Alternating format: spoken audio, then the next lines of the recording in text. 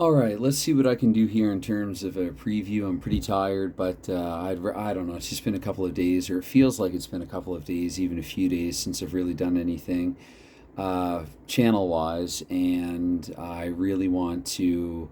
Uh, well, what can I say? I mean, I want to conclude this project. I don't think I'm going to tonight. I have a pretty free-ish day a little later this week, and I'm strongly considering playing at this final series. Probably once again, all in one shot. I'm going to do the entire best of seven in one video, as long as I don't receive a message from local health officials that, being in the form of an emergency message. It wouldn't matter if I tried to record this in an elevator. I would still receive that message. So anyway, yeah, this is the final here, and somewhat surprisingly, to me at least, an entry in the final here is the Boston Bruins. I mean, they were 50-50 with Montreal going into it, but to jump ahead a little bit, like I do best, they eliminated Montreal in pretty short order. So, yeah, this is the 82-83 Boston Bruins and the 1971-72 New York Rangers. And before I forget to mention it, one thing that I find interesting about this right off the top is that the 72 New York Rangers, again, they were a very good team, if not a great one. And of course, they were eliminated in this season by the Boston Bruins, that being the Boston Bruins, obviously, of 1972. But I mean, wouldn't it be interesting if the 72 New York Rangers ultimately met or found their demise once again in the hands of, and also, another very good, if not great, Boston Bruins team? I mean, it would appear at least to be possible in this one. Boston has been pretty outstanding so far in the playoffs. This one, I looked at the home and away and figured it out, and so roughly at least, and so Boston will be at a bigger disadvantage in this one than they were against both St. Louis and Montreal. But I mean, with that being said, I mean they've overperformed thus far. The Rangers, on the other hand, they made pretty short work of Quebec. They were on the verge of eliminating them. Quebec did have their one sort of solace saving grace game, and then the Rangers just went ahead and eliminated them. They steamrolled them in the first few. Maybe that's a bit of an exaggeration, maybe a bit dramatic, but they were pretty decisive wins over Quebec for the most part, as I recall. This, on the other hand, was a knockdown, drag-out, back-and-forth series here between the Rangers and Buffalo. Some of the games were a little more blown wide open. Other ones were a little close. And in the end, it was the New York Rangers at MSG in Game 7, I guess, taking full advantage of the home ice advantage and ultimately getting the victory over Buffalo. A game that was really close, though, that Game 7. It came down to the wire. Buffalo really rallied late there with a couple. The whole series, and it was Don Luce, the folk hero from the regular season, coming up big. So everything just kind of... I couldn't have asked for anything better. Like, just the way that the dice rolled out randomly, I really couldn't have asked for better in this series. So anyway, again, that brings us to our final here, the 82-83 Boston Bruins, the 71-72 New York Rangers. Again, I know I'm jumping back and forth here, but I did say off the top I was a bit tired.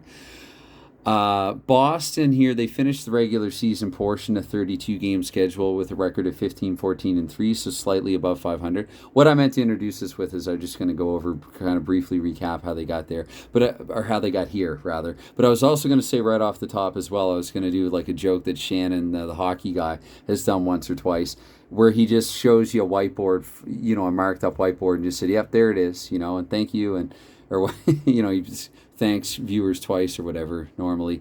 I was sorry. Maybe I should just record this over again, but I'm gonna plow forward with it for the time being. I was gonna say off the top that really you don't need to listen to me talk about this because all the information is right here, and in fact, it's going to be in the thumbnail that I upload as well. I don't know. I might do actually another thumbnail where I actually put the team cards there, but. Anyway, circling back again, how they got here. Boston 15-14-3. Good for, let's see, that wouldn't have beaten anyone in the Howie division, the Howie Meeker division. And Montreal, so the three teams in the Howie Meeker division plus Montreal, I think they would have tied with Buffalo in terms of points. I'd have to double check. I think Buffalo had more ties in their equation. So pretty sure Boston would have been the fifth place overall team, just going off the top of my head here. 99% sure about that, though. Fifth overall. The Rangers were first overall with this record of 18-11-3. It was a pretty competitive league, but still 39 points in 32 games. Pretty good clip for the Rangers. And so again, how these teams got here: Boston eliminated St. Louis in 5, the 1981 St. Louis Blues, And the Rangers did the same thing to the 1995 Quebec Nordiques. And then the 1970 Montreal Canadiens, who finished third overall in this competition, the regular season part of it, they were ousted in 5 games by the Boston Bruins. And again, the Buffalo Sabres were gone in 7 by the New York Rangers. So these teams, because they played in different conferences, the New York Rangers played in the Mikita Conference, the Stan Mikita Conference, and the Boston Bruins played in the Dale Hawerchuk Conference. Teams were assigned randomly to the conferences. But the Rangers but teams in opposite conferences, they only met one another twice instead of 4 times.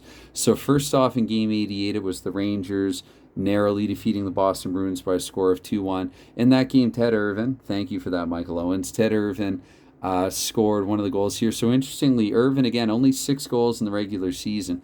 4 of them came against, what team was it? 4 of them came against the Buffalo Sabres.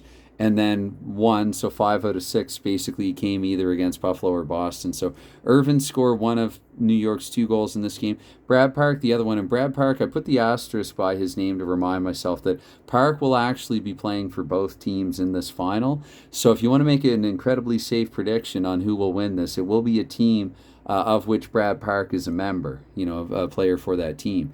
So Brad Park, he does play again for both the 83 Boston Bruins and the 72 New York Rangers. It was his younger counterpart from the 72 season scoring in this game.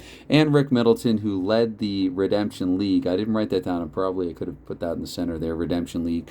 Then this, again, if I didn't say it off the top, I'm calling it the Consolation Cup. I thought about Redemption Cup. I like Consolation Cup. Just has a nicer and mildly humiliatory ring to it. Anyway, Rick Middleton, again, 24 goals in 32 games to lead all scorers in the regular season. Over to Game 95, where, again, it was a very narrow one. And actually, what this whiteboard doesn't tell is that Boston was up 4-1. In the third period, and so the Rangers game lead, they got back to within 1 late, including a goal by Gilbert at the tail end of that game. And regulation, I only do regulation during the regular season, and it was all for naught, I guess, in the end. It was Peter McNabb and Luke Dufour, each with 1-1, each a goal and an assist. Dufour's happened to be the game winner, though it was scored significantly earlier in the game. I think maybe not too much earlier, by early in the third period at the latest. Anyway, so they each had a pair of points there. And so again, I just wanted to mention these names just to see, it'll be neat, at least to me, whether or not these names come up and factor into and figure into things going into it. Middleton hasn't been scoring at quite the same clip so far in the postseason, but he has been productive in the playoffs. Gilbert, I think, always kind of plays second fiddle either to Rattel or Hadfield so far in terms of production, but nonetheless quite outstanding, quite productive for the Rangers thus far, which actually has reminded me as well that I might actually want to, before I play this out, go through and do like a round 2 recap and how the teams performed in round 2 and who got the points and that sort of thing, or at least a round 2 scoring leaders. I don't think anyone's catching Gilbert Perreault unless this goes a complete 7 games and we get some high scoring games among them. Perreault just went into the stratosphere with like 25 points and let's see, 5 plus 7, so like 12 playoff games, over 2 points per game. Gilbert Perreault of 1975. So, and 12 or 13 of them were goals too. So that adds, a dozen or so to his lowly regular season total of 5. Anyway, this is a project. Again, I know I'm tired and I'm waxing on, and I'm just, I'm babbling unnecessarily or whatever. But this is a project that, I put a fair amount of pride in and a lot of time in. I didn't expect that it would take 7 months. Certain things ahead in time, getting involved in other projects, big and small. Also, maybe not factoring in that if I tried to play out a season of Michael Owens, or any hockey game for that matter, during the hockey season and not during a pandemic pause, or like right now where the NHL is, the brief off season that they're having, that it could actually take me a little longer to do. But yeah, it's all going to come down to, as I said earlier, I'm going to try to roll this all out here in one shot.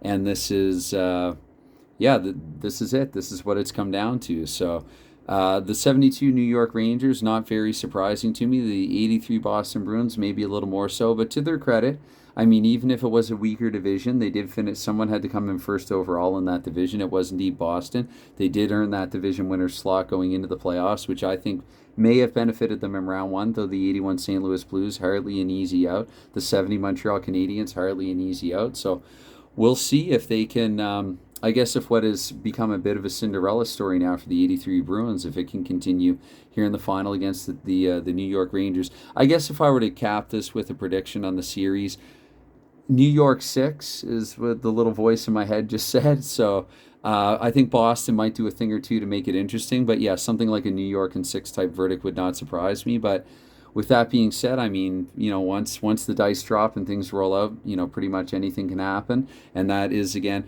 so as a Habs fan, I really didn't like this final result. Obviously, it goes without saying, Boston eliminating Montreal, and so soon and so quickly. I might rather actually have lost a nail biter, a heartbreak 4-3 like what happened in this one.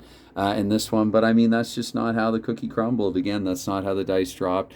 And even if I don't like it as a Habs fan, I do really love it as a fan of the game Mike Owens Quick Play Pro Hockey. I do feel like sometimes when two teams are relatively even matched, again, I said this before, but like the dice roll equivalent of a zig when you should have zagged or whatever. I sort of house ruled Boston into OT at the end of game one. And not to make lame excuses, but it really came back to bite me. And so Montreal was gone in five. And I also forgot to drop the dice in additional time at the end of game five. Montreal probably could have tied it and gone into sudden death OT, but whatever, man. That's how, like the actual officials on ice in real life, I am an imperfect official myself. So anyway, there you have it. It's going to be a best of seven, one that I already called New York and 6 winning, but that's not going to change how I roll the dice, one iota. So if it's something that you would have any interest in joining, any interest in checking out, I think actually, yeah. So I will try to roll this out probably Thursday. I don't know, Thursday either early or late evening. Thursday morning or afternoon my time over here, which will be Wednesday late evening over there. I might just cut this end part out of the video actually. Anyway, it is what it is. It's one of those things that I'm just yeah, I'm gonna roll it out and see what happens. So anyway, good luck to both teams. All right, and that's definitely more than enough out of me for the time being. So bye for now.